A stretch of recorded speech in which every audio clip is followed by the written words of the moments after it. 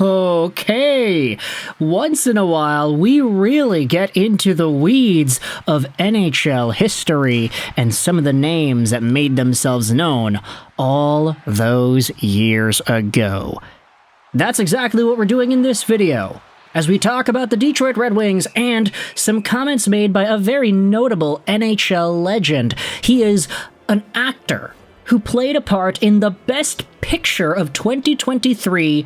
You know him from Christopher Nolan's Oppenheimer, from Christopher Nolan's Tenet, amongst other Hollywood movies and hockey games on Broadway. Ladies and gentlemen, we're talking about Sean Avery. And yeah, that's right, if you didn't know, we've talked about it a bunch on this YouTube channel, but Sean Avery was in Oppenheimer, believe it or not. Anyways, let's dive into the scoop here. We're talking about the Detroit Red Wings and an article published by Jake Ty on the Hockey News that dives into what former Red Wing Sean Avery said about Steve Yzerman's leadership and Detroit's scouting team in a recent interview. Now, the Red Wings do play a game later today. They have themselves yet another preseason match, this time against the Buffalo Sabres. I will try to watch it. Can't guarantee it, though. Gonna be doing some stuff with the Grindline podcast today, so obviously that is gonna be fun. Very much looking forward to appearing on that show and having our episode released.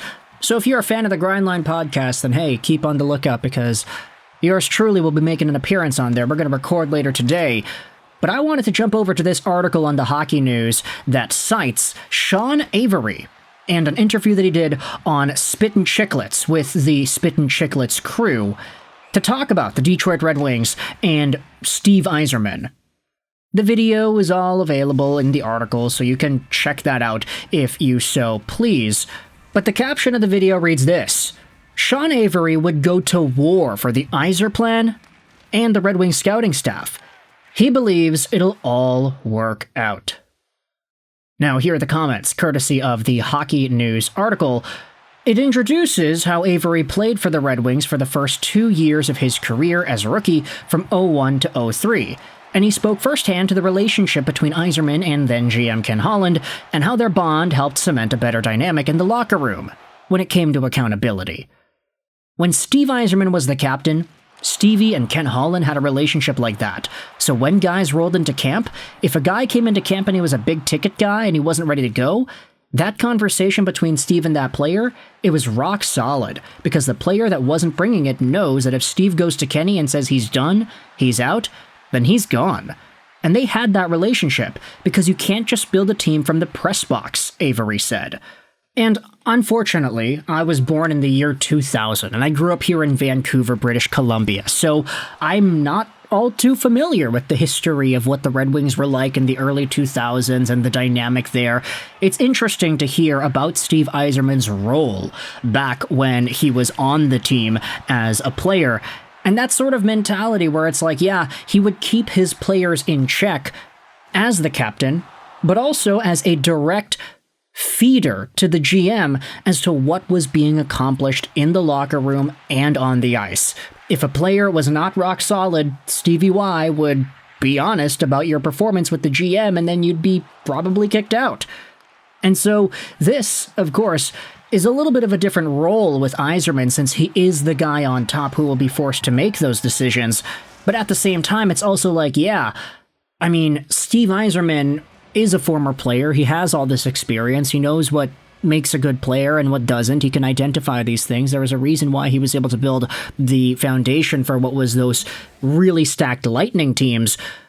And things are taking a little bit of time, but now we're finally starting to see younger guys and prospects make impacts with Detroit and actually be progressing and projectable talents on the team in the short term.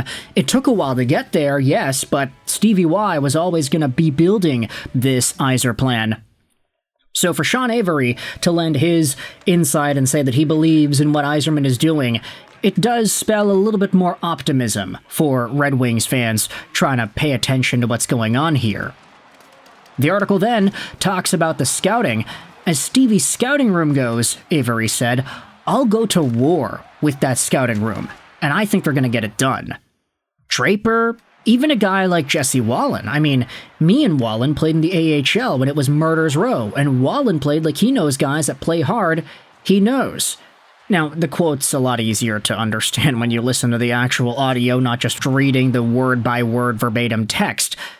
And then the article says that Detroit has found notable success in the first round with prospects like Raymond, Seider, Kasper, and Edmondson that are finally paying off years after being drafted.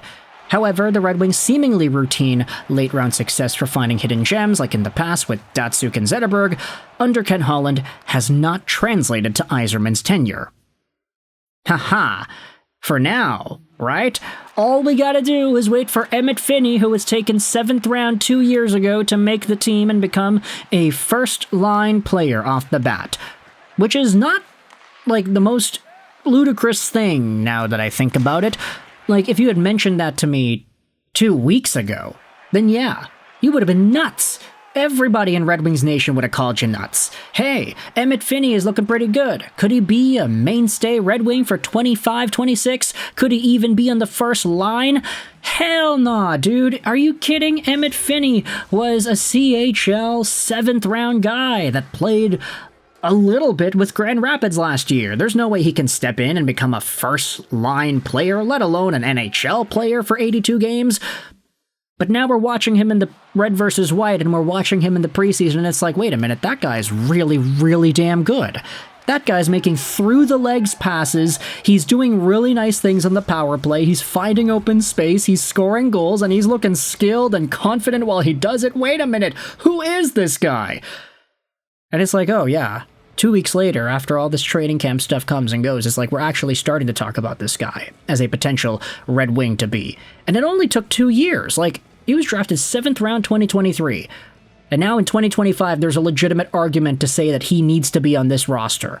More so than some other young prospects like Nick Danielson or whatever. Like, that's so impressive. And I get it. A lot of that does have to do with the player himself. Like, he had to develop and he had to grow. But Steve Yzerman was the guy who okayed the draft pick. Gotta give credit where credit is due to the Detroit Red Wings scouting staff for pulling this diamond in the rough out of the rough itself.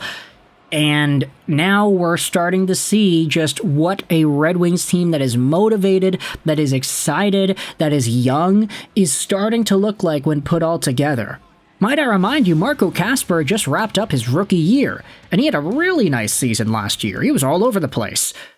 Raymond, Larkin, if these guys can get a top-line winger in either a JVR or even an Emmett Finney, hey, he's a lot better of an option when it comes to the fanfare.